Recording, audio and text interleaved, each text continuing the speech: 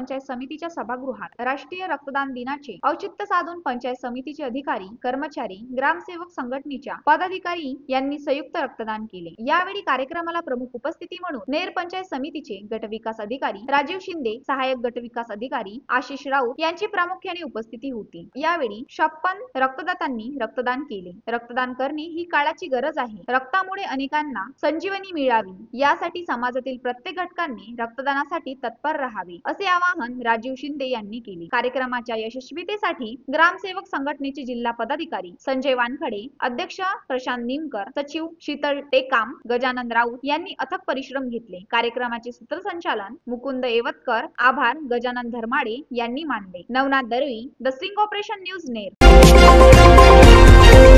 The sting operation news, सत्याचे दुसरे नाव, अन्यायावर लेखणीचा घाव।